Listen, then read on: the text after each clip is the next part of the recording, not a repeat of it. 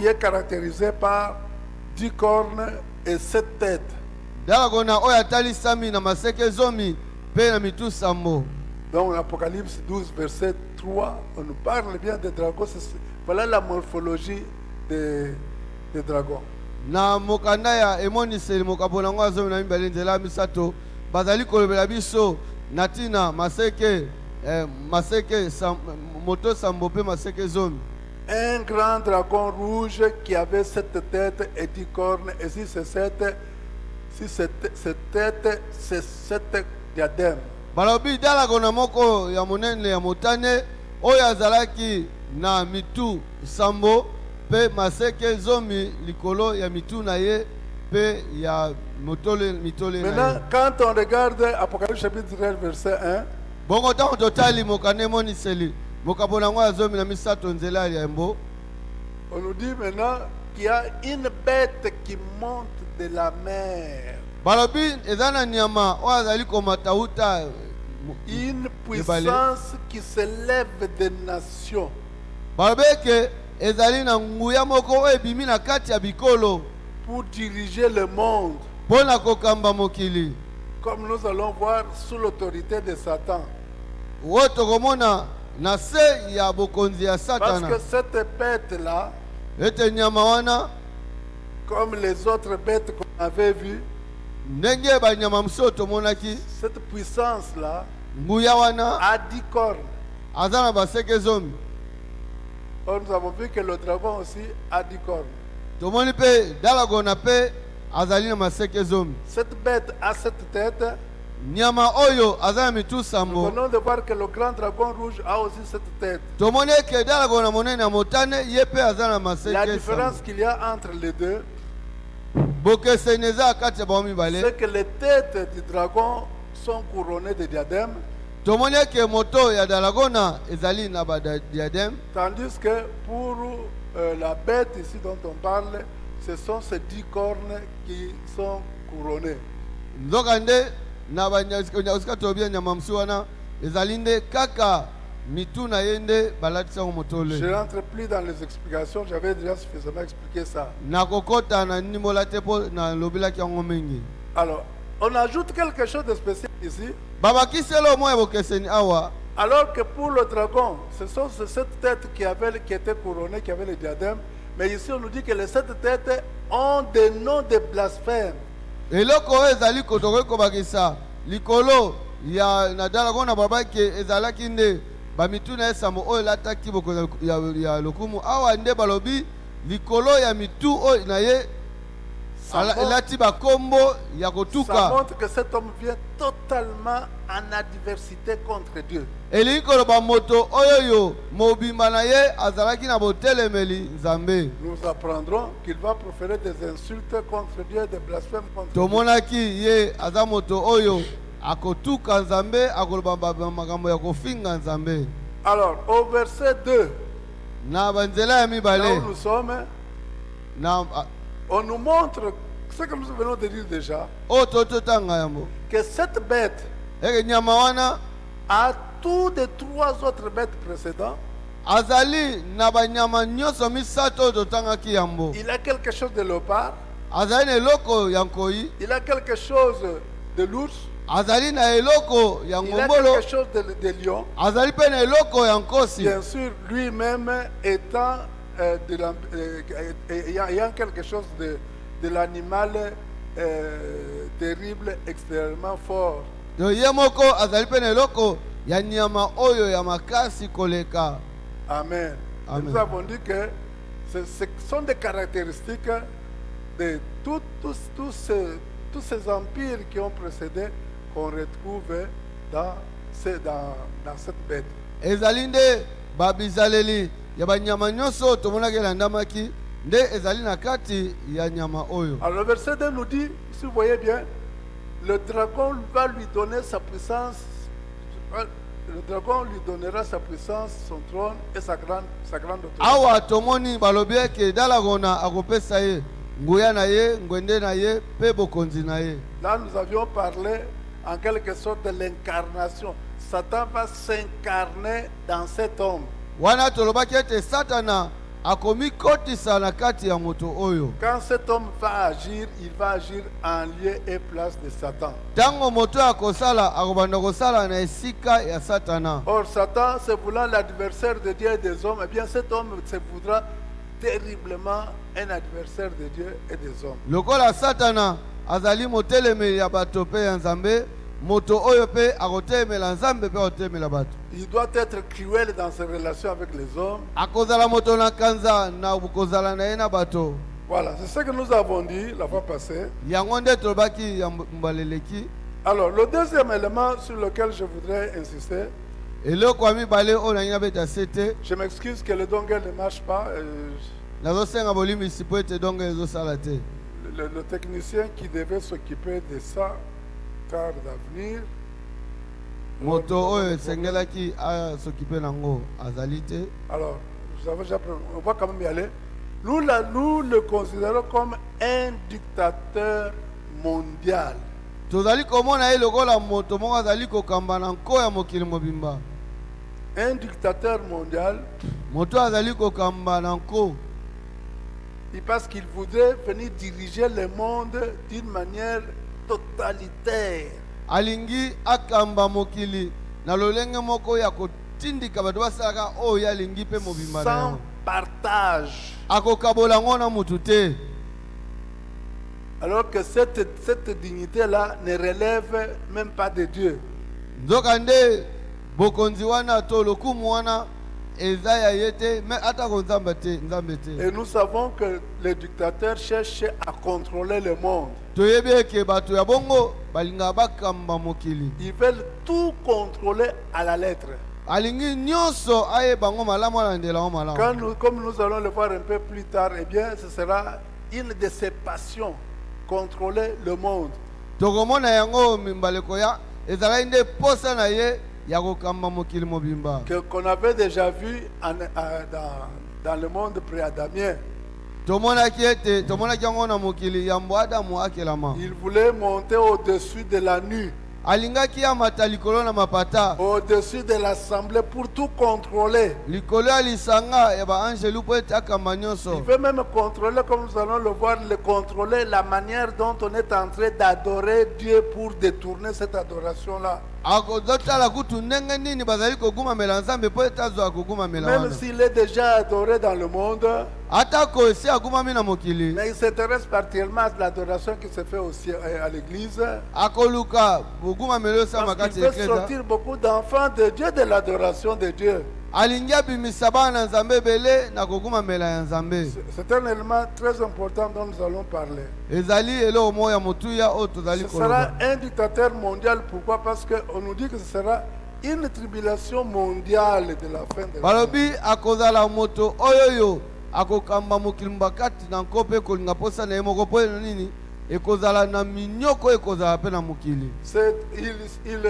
il émergera dans le Moyen-Orient. Mais il va contrôler le monde entier. Apocalypse 3, verset 10. Apocalypse 3, verset 10. On nous dit quoi? Parce que c'est le Seigneur Jésus qui est en train d'encenser l'église de Philadelphie.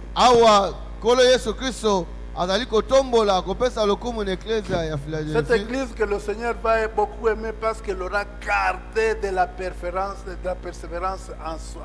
en son nom. Ils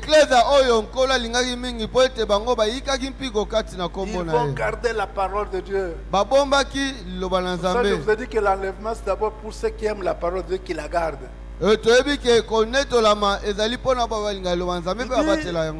Puisque tu as gardé la parole de la persévérance en moi, je te garderai aussi à l'ère de la tentation qui va venir sur quoi?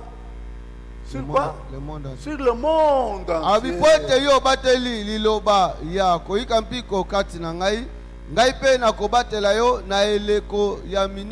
éprouver les habitants de la terre. Il va essayer de contrôler toute la terre. Contrôler le mouvement des hommes. kotala ndenge bato bazali Comme koningana nous le verrons encore, contrôler même leurs transactions commerciales. kotala ata komimbongo na bango bazali kosala. Il va même instituer une marque pour que si tu n'as pas cette marque, tu ne puisses ni acheter ni vendre. Akotia kutu elembo po ete oyo azangi yango ateka te asomba te. Il va chercher à diriger le monde entier. Akoluka akamba mokili Non mobimba. pas par son propre pouvoir, Eza te na makoki na ye mais moko par le pouvoir qui lui sera donné. kasi na makoki ekopesamela ye. Nous allons le voir au chapitre 13 d'Apocalypse. Tokomona yango na mokapo ya 13 ya Combien de Moïse. fois on nous dit toujours, il est toujours dit, il lui sera donné. Mbala boni bazoloba ekopesamela On peut ye. le voir, Apocalypse chapitre 13, verset 5 d'abord. Tokoki komona yango na mokanda emoniseli mokapo na 13 Donc c'est nzela un mitano. pouvoir qui lui sera donné. Dieu permettra par sa volonté permissive que cet homme règne. Nzambe babi ekopesamela ye elingi koba nzambe na nguya na ye ya kopesa nzela na makambo nyonso akopesa nzela ke moto oyo akamba. Voyez, il dit, il lui fit donner une bouche qui proférait des paroles arrogantes et blasphématoires. Epesamelaki ye monoko moko oyo ekoloba maloba ya enzombo pe ya kotuka. S'il doit insulter Dieu, c'est parce que le pouvoir lui a été donné. Soki ye akofinga nzambe eza po ete nguya wana epesamelaki ye. Il lui a été donné de pouvoir d'agir pendant 3 ans et demi, 42 mois. 42 mois, c'est Dieu qui lui permet d'agir pendant 42 mois. Epesemeli ye nzela ya kosala bambula tuku misato bambula misato na ndambu oyo tobengi basanza tuku mina na mibale. Vous avez déjà dit pourquoi? Parce que le peuple avait fait un mauvais choix. Pona nini po ete libota baponaki mabe Ils ont rejeté le Messie. bango babwakaki Ils ont choisi le mobikisi faux Messie. bango bakeye epai ya mobikisi ya Comme on ne se lokuta. rebelle pas impunément contre Dieu, eh bien le péché là sera réprimé. Lokola nzambe atika lisumu kaka bongo te akopesa bango etumbu na Il va tia réprimer ce péché comme il avait envoyé Nebuchadnezzar réprimer Israël. akoyeba akopesa etumbu ya lisumu wana ndenge atindaki Nebukadneza anyokola Donc, c'est la Israel. volonté permissive de Dieu. Ezali kopesa nzela oyo nzambe ye moko Au alingi. verset 7, on nous dit quoi? Na nzela ya sambo balobi nini? Il lui fit donner de faire la guerre aux saints. C'est toujours Dieu qui lui permet. Ezali nde nzambe azopesa nzela bapesaki ye nzela abundisa basantu Et de les vaincre. mpe alonga bango. Au verset, toujours, on dit, il lui sera donné l'autorité sur toute tribu. Bapesemaki ye bokonzi likolo ya bakabila Tout nyonso. peuple, il doit dominer tout peuple, toute tribu, toute langue. Libota nyonso, monoko nyonso, bikolo C'est nyonso. pourquoi nous l'avons appelé un dictateur mondial. Yango tobengi ete mokonzi moko ya moko ya Autorisé mokemomba. par Dieu. Oyo nzambe apesi nzela. L'autorité, la volonté permissive de Dieu. Mokano oyo nzambe apesi nzela. Si vous lisez au verset 14, au verset 15, vous verrez toujours, il lui fut donné. Donc, c'est une autorité, comme nous allons le dire, une autorité mondiale déléguée. Tango tozomona kaka na mokano totangi bazoba epesameli ye elingi koloba ke ezali bokonzi moko oyo bapesi yango kopesa. Donc, des autorités mondiales déléguées. Bokonzi moko ya mokili mobimba oyo epesameli ye. Vous allez demander à Dieu pourquoi vous nous envoyez quelqu'un comme ça. Non, c'est parce que d'abord, vous-même, vous n'avez pas été correct avec Dieu qui vous a envoyé son Fils pour vous sauver et vous l'avez rejeté. Bino kotuna poni nzambe ati babi pona ete bino moko botambolaki ndenge nzambe alingaki te bongo nde nzambe aye kotinda moto wana po anyokola bino. Il va exercer son pouvoir d'une manière totalitaire. Azali kosalela bokonzi na longi akamba mokili mobimba. Donc, c'est-à-dire comme un parti politique. Eza lokola na Un parti parti politique. unique. Comme un parti unique. Parti unique un peu. Un parti unique, vous n'avez pas le choix, vous devez entrer dans ce parti unique. Yo okoki kopona te sengolo kota na kati ya parti wana. Donc, il ne va pas autoriser toute opposition à lui. Ye akopesa nzela te mutu atelemela ye. Alors quand vous voyez un dirigeant qui n'accepte pas l'opposition, eh bien vous posez-vous des questions s'il n'y a pas quelque chose d'antichrist en lui. Tango ozomona moto azali na kati na kotelemela bongo tala kati neso. Quand il refuse toute opposition, Oyo azali kotelemela eke bato batelemela ye. bituna soki na kati na ye Il doit avoir quelque chose de l'Antichrist. en lui. akozala na mwa eloko moko ya motelemeli Il kristo va avoir un pouvoir absolu dans tous les domaines. alingi azala na bokonzi nyonso na makambo nyonso Dans le domaine politique, il va avoir un seul parti politique. na ka oyo etali politike akozala na parti moko Un seul parti politique que nous qu'on appelle le gouvernement mondial. oyo tobengi eyangeli ya mokili mobimba Le gouvernement mondial, un seul, tout le monde doit y adhérer. moto nyonso esengeli akota Si wana vous y opposez, vous devez passer par la mort. soki yo oboyi esengeli baboma yo Il va instituer un système économique unique. akosala makambo ya misolo makambo ya mombongo ezala kaka moko Un système économique, un système financier, un système commercial. nyonso moko Nous étions un peu frustrés ici à l'église, toyokaki mwa mpasi moke kati na alors eklezia que nos statuts prévoyaient que nous puissions avoir l'autonomie de gestion. na ntango na mikanda oyo ekambaka eklezia elobaki ete esengeli tokoki komikamba ndenge Ce qui tolingi suffit, je peux ouvrir mon compte à la banque comme je veux. ngai nakoki kosala eke nake nafongoli mpe compte na Quand banki on veut ouvrir le compte, on dit non, non, c'est que votre compte soit le sous-compte de l'Assemblée centrale. babi ke ntango toke mpo tofongola compte babi compte na biso esengeli ezala sukondo na Il dit, mais kati nous ya avons ya l'autonomie de la gestion financière. totalisi bango tozali na somi wana ya kokamba misolo nde Il faut tolingi qu'il y ait un seul compte pour bien contrôler tout ce qui se passe. babi esengeli ezala kaka moko mpo toyeba kolandela ngo C'est malamu ainsi que nous allons le voir. ndenge tokomona yango Il va, dans son système, va générer ce qu'on appelle la marque de la bête. tomoni eke kokamemi wana eya kobota oyo tobengi boyokani ya nyama Marque 666. elembo ya nyama oyo Que ezali vous devez ya nécessairement 166. avoir. oyo esengeli moto nyonso azwa Premièrement, pour vous identifier à la religion, parce que ce sera une religion unique. yambo ezali mpo ete yo oyeba kokokana na oyo bisambo mpo ekozala na bisambo Il kaka sera moko une seule religion. makambo ya bisambo ekozala kaka On va moko unifier toutes les religions qui existent après l'enlèvement de l'Église na nsima konetola baeklezia bakopanza to bakobebisa pour former une seule religion dirigée par le faux prophète ou la bête qui monte de la mpo terre. na kosala eke makambo ya bisambo ezala kaka moko oyo ekokamama na mosakoli ya Avec lokuta adhésion obligatoire pour tout le monde. mpe mutu nyonso esengeli akota kuna na makasi Vous devez vous identifier par la marque de la bête. esengeli otalisa na elembo ya nyama Si vous n'avez pas la marque de la bête, soki ozali na elembo ya vous nyama ne te pouvez ni acheter ni vendre. okoki koteka to okoki mpe kosomba Vous te êtes bon pour être tué, on vous identifie, on vous tue. to babomi yo bamoni yo babomi yo Donc mpe c'est un régime sans partage. ezali bokamemi moko oyo ezanga kokabola En fait, si par cette marque on s'identifie à la religion, en réalité, c'est une identification au gouvernement mondial. ntango na elembo wana soki na elembo wana okokani na oyo ya makambo na ngambo bisambo ezali makambo ya boyangeli ya mokili mobimba C'est-à-dire, si tu ne t'affilies pas à cette religion-là, tu donnes la preuve que tu n'es pas avec l'Antichrist. elingi oyebake soki yo okoti na makambo ya bisambo na bango wana te elingi oyebake yo oyokani te na motelemeli kristo À ce moment-là, tu es exposé à être tué. na ntango wana esengeli baboma yo Est-ce que je me fais comprendre? amen Donc, nous avons dit qu'ils vont instituer un moyen d'identification du peuple.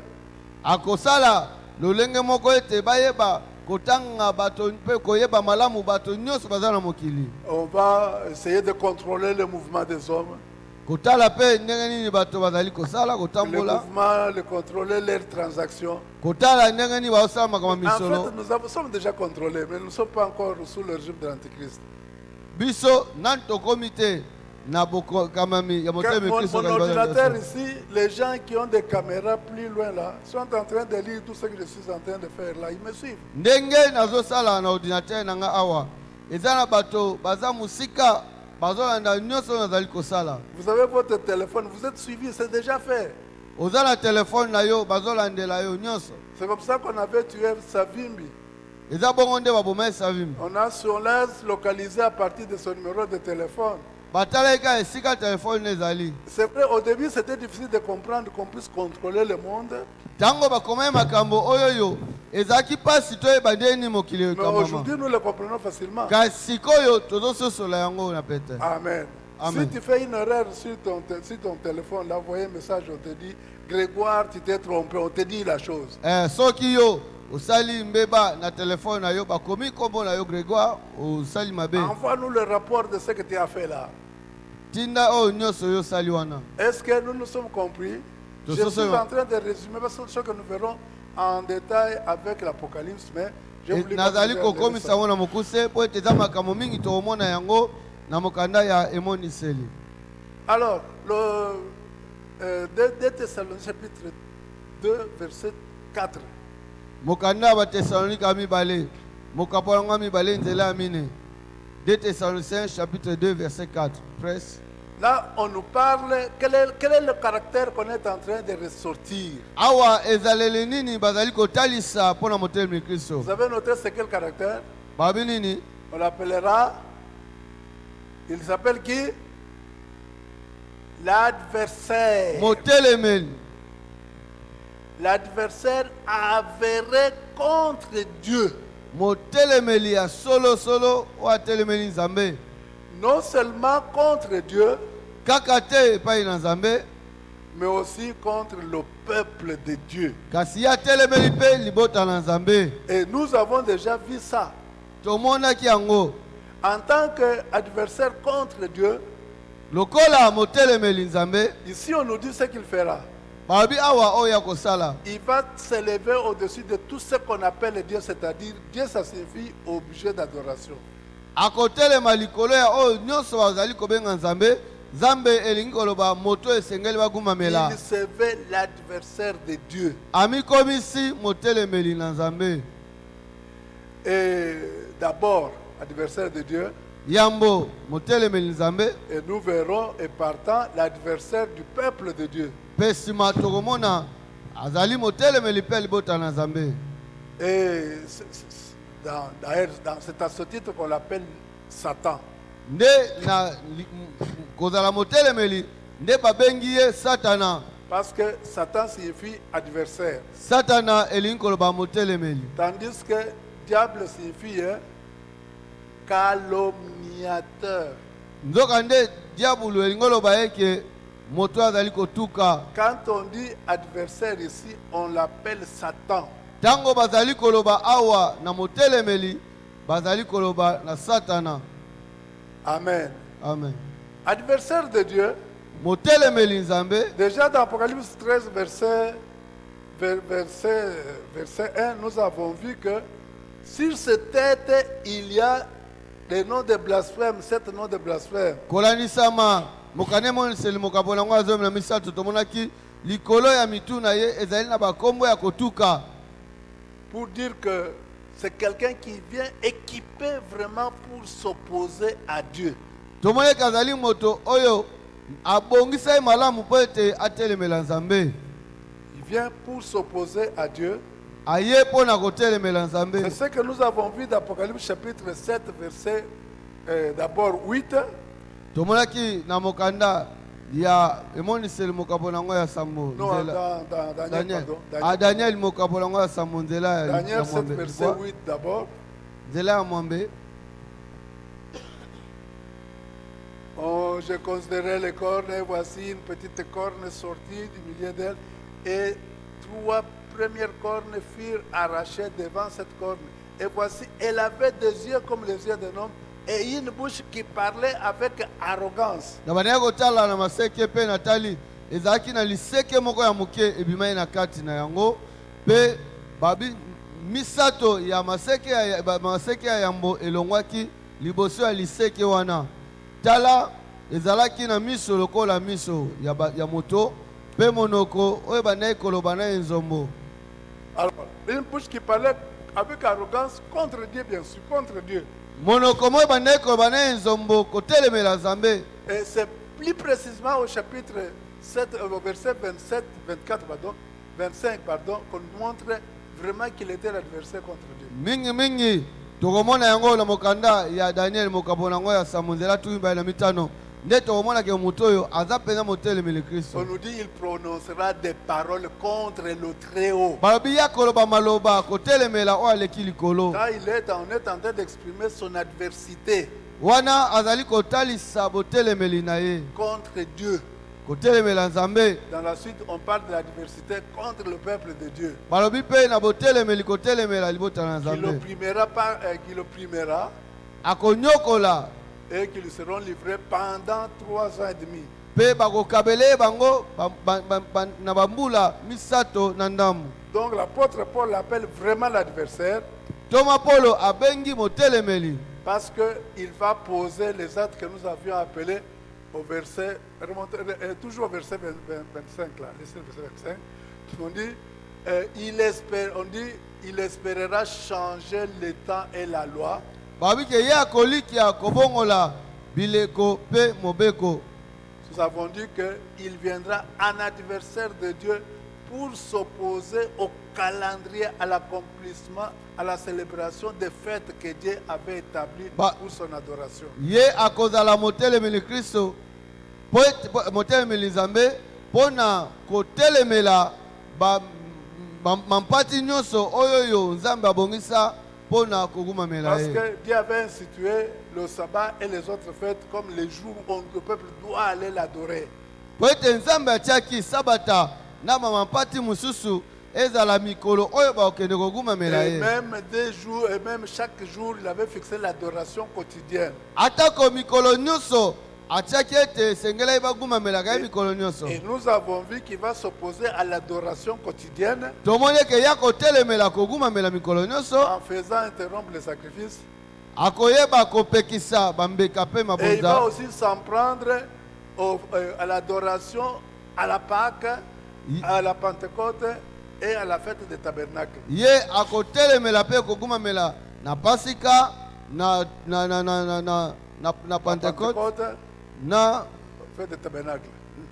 lipati oyo ya Parce mongombo. que quand il va entrer dans le temple po ete ntango ye akota na pour se tempelo proclamer comme Dieu, akomibenga lokola Nzambe. plus personne ne peut venir à la Pâque adorer Dieu, Moto- plus personne ne peut venir à la Pentecôte adorer Dieu, plus personne ne peut venir à la fête des tabernacles adorer Dieu. moko te akoya na pasika mpo na kogumamela Nzambe, moko te akoya na pentecote mpo na kogumamela Nzambe, moko te mpe akoya na limpati ya mongombo mpo na kogumamela Nzambe. C'est ce que lui-même a appelé, il espéra changer le temps et la loi. yango oyo ye moko abengi ete akolikia kobongola bileko mpe Il va ntango. espérer changer le calendrier de Dieu et certaines ordonnances de Dieu. akoyeba kolinga kolikia kobongola manaka ya Nzambe na bamibeko mosusu ya Nzambe.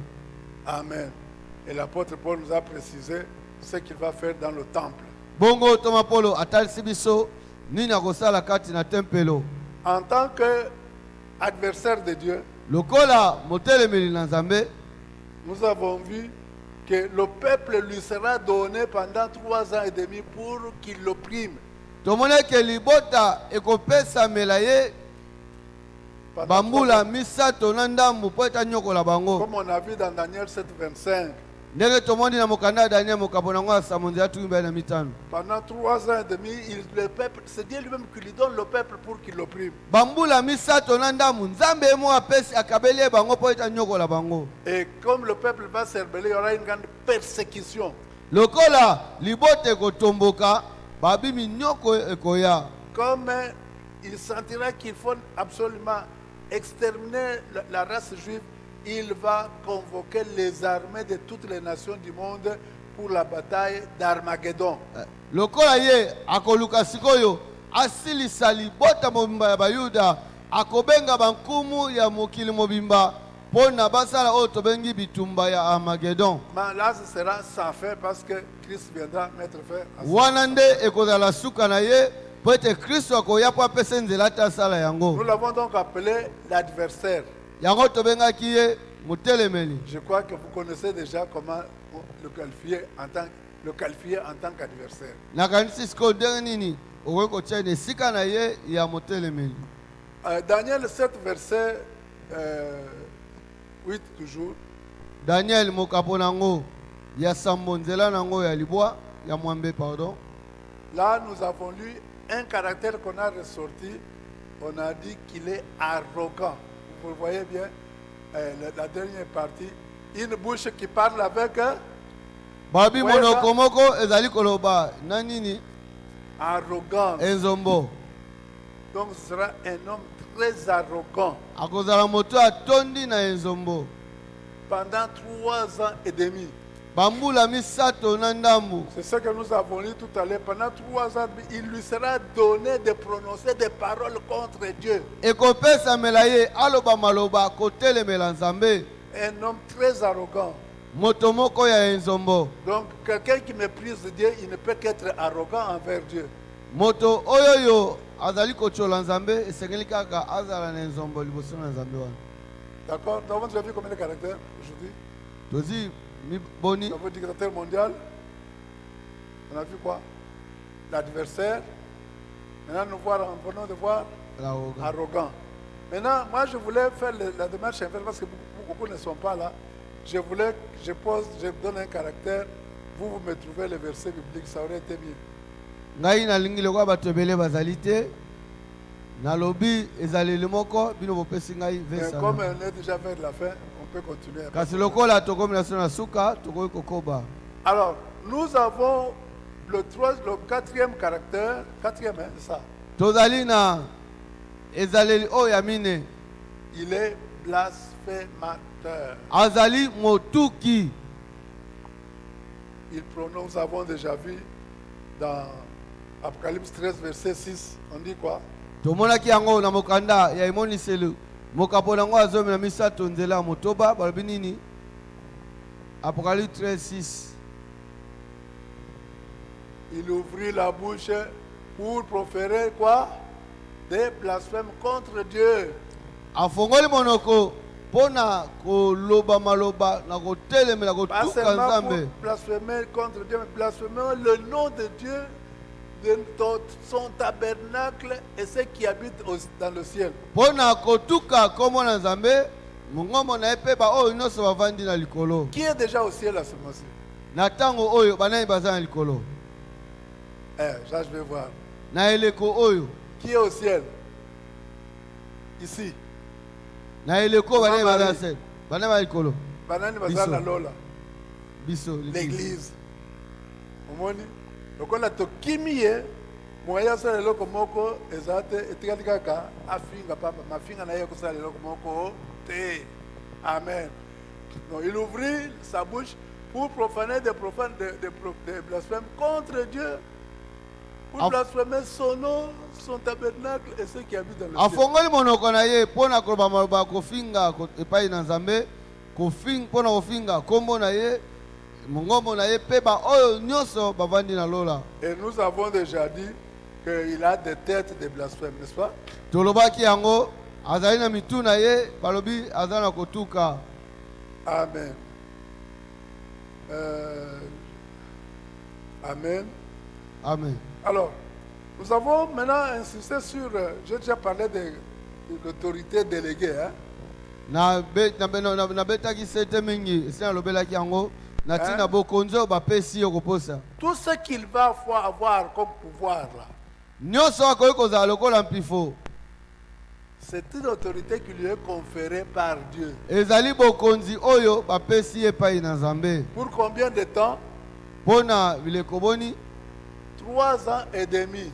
bambula misato na ndambo Malheur à la terre, à la mawa mer, parce que na mabele mpe na ebale satana akiti epai na bino animé d'une grande colère, aza na kanda ayebi ka aza na sachant ntango qu'il lui reste très peu de temps. ntango moke. C'est une autorité déléguée. ezali bokonzi oyo bapesi ye.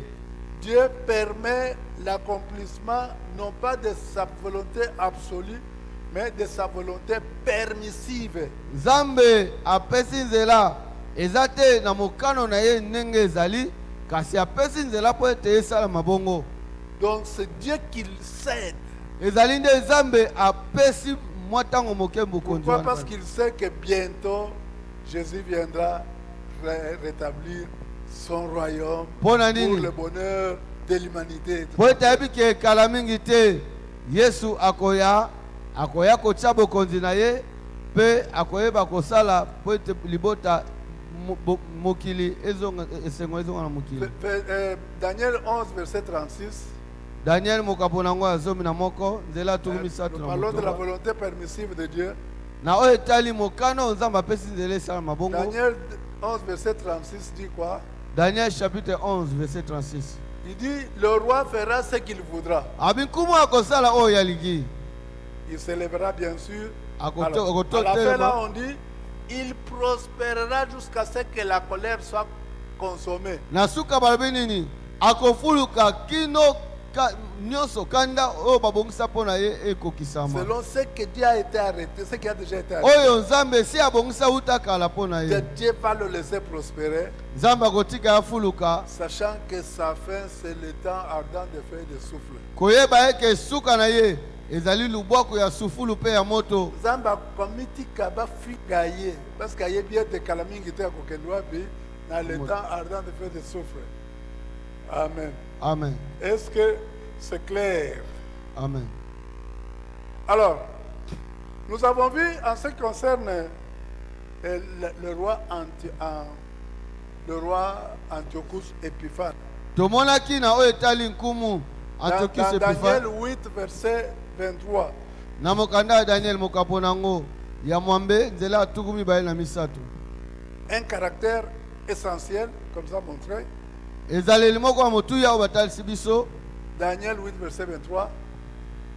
À la fin de leur domination, lorsque les péchés seront consumés, il servira un roi, on appelle comment? Impudent. Impudent et artificiel. Na suka ya bokamami na bango ntango masumu na bango ekoma na suka ekotelemela babi eza na mokonzi moko ya mayele mabe abongisami na kosala malamu akotelema. Un roi impudent et artificieux. Oyo aza na mayele ya kosala oyo nyonso ya mabe. Un roi impudent, c'est-à-dire un roi sans morale, sans pudeur. Azanga soni. Sans pudeur. Kumu moko azanga soni. Irrespectueux de tout ordre moral.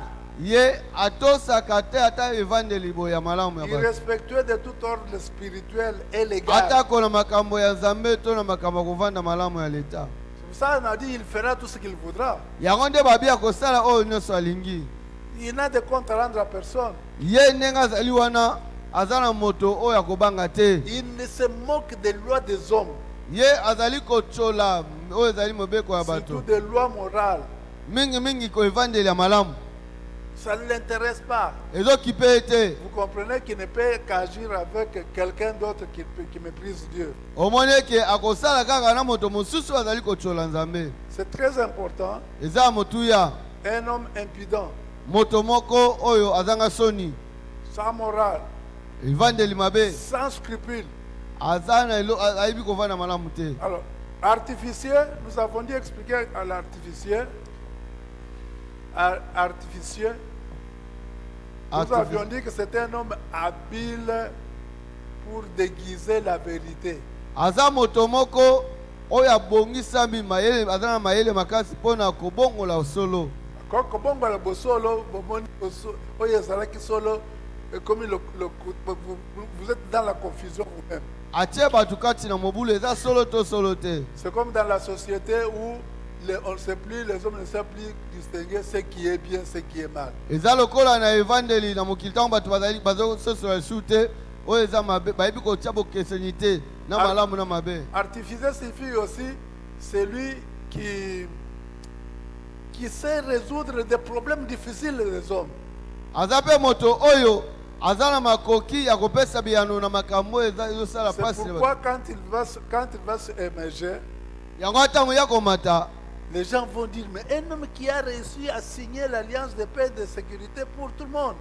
moto oyo azwi makoki wana ya kotia mokoloto na boyokani ya kimia pe ya kovanda malamu mpona bato nyonso.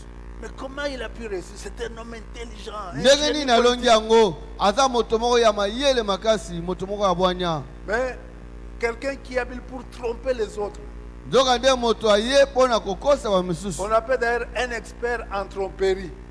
balobi eke ye aza moto ya bongisami ya ye mpona Un kokosa expert en intrigue, comme nous avons vu avec na mayele mabe nde tomonaki na entreprise de fan. Des intrigues, ils font des accords. Ils ne respectent pas les accords, ils passent par les intrigues. azali kosala boyokani kasi atosaka yango te azokota na mayele mabe po ete abebisa. Est-ce que c'est clair? Amen. Alors, je veux dire, 2 Thessaloniciens chapitre 2, verset 9. 2 Thessaloniciens chapitre 2 Verset 9.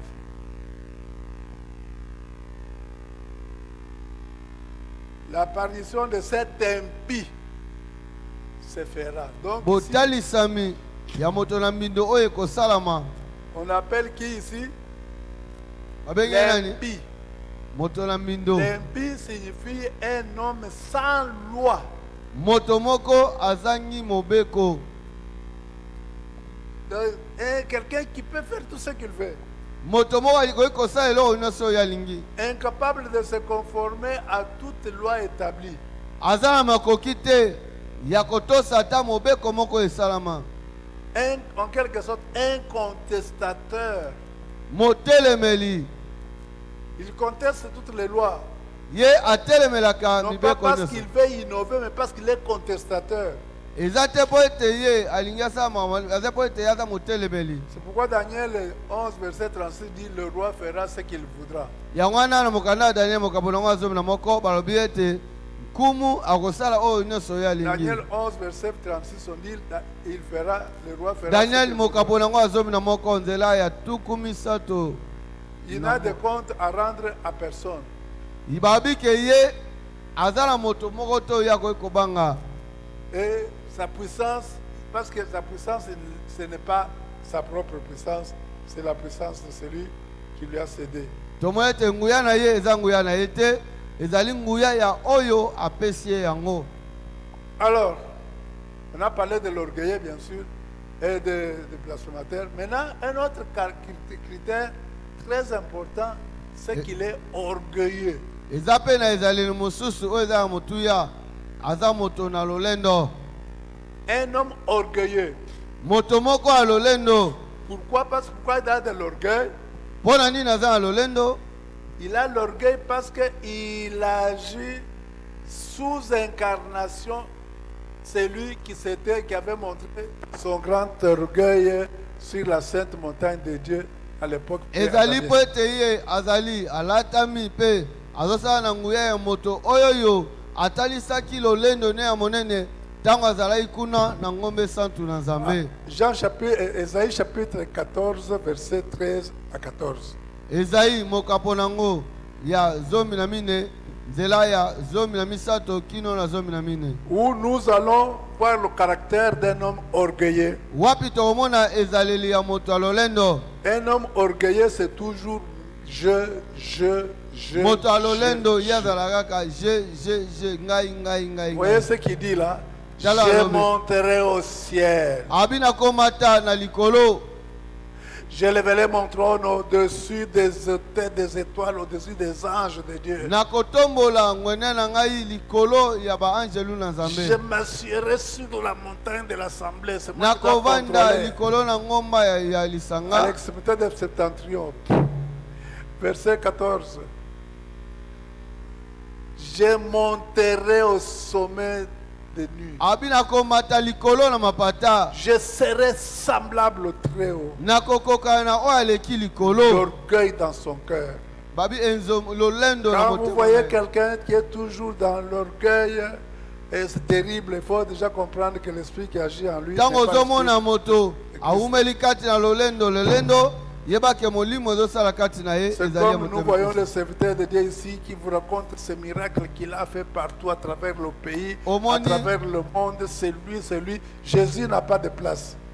omoni tomona basala na nzambe mosusu azali wana bandi kobetela yo babikamo asala na mokili oasala na mboka na ntango azali koteya yesu aza na esika te. Il ne peut pas attribuer cette puissance-là à celui qui la lui a donnée. ye akoki te kopesa nguya wana epai ya oyo apesi ye J'ai yango. prié pour les enfants de Dieu. Ils ont été guéris. Alors je les ai amenés avec moi. omoni abondelaki obondeli mpo na bana na Nzambe babiki ozwi nguya wana Ça devient vos âmes à vous. Non, les âmes appartiennent à Christ. omoni ekomi milema na bino te bato wana bazali ya Kristo. Christ vous a donné à faire ce miracle pour que ces enfants-là, ces hommes-là croient au Seigneur et qu'ils soient sauvés. Kristo apesaki yo makoki ya kosala bikamwa mpo ete bato wana bandimela Yesu mpe babikisama. Celui qui est animé de l'Esprit de Christ glorifie Christ partout où il va. Moto oyoyo alatisami na molimo na Kristo akumisaka Kristo bisika nyonso azali. Tandis que celui qui a l'orgueil, eh bien, il s'exalte lui-même. Nzoka nde oyo aza lolendo amikumisaka ye moko. Est-ce que nous nous comprenons bien? Amen. Alors, notre caractère, ezali mususu c'est dans Daniel chapitre 11, versets 36 à 37. eza na Daniel mokapo ya 11 nzela ya tuku misato na motoba kino tuku misato na sambo. Là, on nous parle de son caractère irréligieux. bazali koloba na ezaleli oyo ya kozanga makambo ya bisambo to ayebi Nzambe Sans moko te, égard à aucun Dieu. abangaka ata Nzambe moko te. Il se place au-dessus de tous les dieux. ye amitie likolo ya banzambe nyonso, Il méprise tous les dieux. azali kochola banzambe nyonso, Il est irréligieux. azali moto oyo atosaka ata Nzambe moko te. Est-ce que nous comprenons ça? tososoli Ce yango sont des choses que nous avons déjà vues avec vous. eza makambo tomonaki elongo J'étais na en train bino. seulement de refaire le caractère de l'Antichrist. nalingai kaka tozongisa oyo tobengi ezaleli to bomoto ya motelemeli Kristo. Il me reste encore quelques caractères. On arrête? Non, on peut arrêter parce que on pourra. Tusuki wana continuer nakanisi l'année prochaine. mbala nsima nde tokoyeba Parce que beaucoup ne sont pas là. bato ebele mpe baza na te mbula ebloke bango. Voilà un peu quelques éléments du caractère de l'Antichrist que Dieu nous a demandé de mettre à votre disposition. tala nanu mwa moke mwa bizaleli ya motelemeli oyo kolo atie kati na biso Pour que vous puissiez être en mesure d'identifier l'Antichrist quand il apparaît ou l'esprit de l'Antichrist quand il apparaît. po ete bozwa makoki wana ya kotala na bosolo motelemeli Kristo ntango akobima. Voilà, que Dieu vous bénisse. kolo apambola bino tobeteli kwa mbomo makasi. Nzambe azwa lokumu tokuma mitu na biso tokobondela mpona loba oyo toyoki na pokwa lelo malgré mbula bamingi bakangami na mbula me yo ekati no esika eza hasard te. Nzambe nde alingai toyoka yango kumisa Nzambe mpona yango kaba paster na loboko na nkolo. Nzambe arose encore davantage mpe tokabi partage na loboko na nkolo tobondele epai na Nzambe biso nyonso. Yahweh topeso merci topamboli mpo toaliza ye malamu donne tolo kolo na bikamwa parce que tu as permis toyoka maloba oyo. Merci éternel notre Dieu. Kolo na lola c'est vrai makambo tant tozali koyoka ngo ezobongisa biso bete mokolo wana Nzambe toyeba kobika oyo ya mabe koya na mokili te me tomilengela po ete mokolo wana tozala elongo na yo. Yeba koarrose mosali na yo Nzambe. Tu as dit ta parole que celui qui arrose sera lui-même arrosé. Zala Nzambe na makambo nyonso tokabi mpe partage oyo tozobanda na loboko na yo na kombo na Yesu tobondeli bongo amen. Amen. Mais avant de passer aux questions, j'aimerais que vous alliez, yambo toleka na mituna nalingi que ete vous bokende notiez ce passage de 2 Timothée chapitre 3, 1 à 9, à bokoma 8. makomi oyo mokanda ba Timote ya mibale mokapo nango ya misato nzela ya yambo kino na mwambe. Dans ce passage, Na kati na makomi wana l'apôtre Paul est en train de décrire la société des derniers jours, c'est-à-dire la société avant que Christ ne revienne. awana tozali komona Yesu atoma Polo azali kotalisa evandeli ya mokili na eleko oyoyo eleko oyo yo yambo Kristo azonga 2 Timothée chapitre 3 verset 1 à 8. Allez lire les caractéristiques de cette société-là. Tala bizaleli ya evangela mokili wana. Vous serez frappé par comment je vais dire, par la ressemblance des caractères que nous sommes en train de décrire de l'Antichrist ici et les caractères de cette société des derniers jours. Eloko ekamuse ezali kotala bizaleli ya motelemi Kristo na bizaleli oyo biso bato ya eleko ya suka tozali kobika makambo tozomona ndenge nini ekokani. Nous avons dit qu'on a parlé d'irréligieux, on parle de la religion. Vous allez voir vraiment presque une identité de caractère entre la société, notre société qui attend le retour de Christ, et le caractère de l'Antichrist. Tozomoni atalisi ba bizaleli oyo yo ezali na eleko oyo tozali biso bato tozali kozela Kristo na eleko na bizaleli ya motelemi Kristo. Essayez de commencer à réfléchir pourquoi il y a cette identité de caractère. Natuni pona nini bokokani ya bizaleli oyo. Allez lire vraiment, vous allez comprendre que si vous voulez vous souvenir du caractère de l'Antichrist, lisez ces traits-là, vous comprendrez. Sokolingi o banza natina bizaleli ya motelemi Kristo tanga awa komona yango. Alors pourquoi la société actuelle est en train de devenir de plus en plus comme l'Antichrist? Pona nini ko evangeli to biso bato eleko tozali kozela Kristo ezalela mokili ezokende kaka lolenge moko na motelemi. Quand vous allez le comprendre, c'est pour dire que avant que l'Antichrist ne vienne, il faut que cette société soit transformée pour qu'on commence à appeler bien, mal, mal, bien. Yambo motelemi Kristo aya esengele ke evangeli na mokili ebongwana po ete tobanda kobenga mabe mabe malamu malamu. Quand vous voyez la rébellion des enfants vers les parents, les pasteurs, tout ça, toutes ces choses-là sont décrites là-dedans. Tango zomona botomboki ya bana epai ya baboti epai ya bakambi na bango makambo nyonso wana ekomami wana. Alors pourquoi ça? Parce que, attention bien aimé, ne vous retrouvez pas dans cette dernière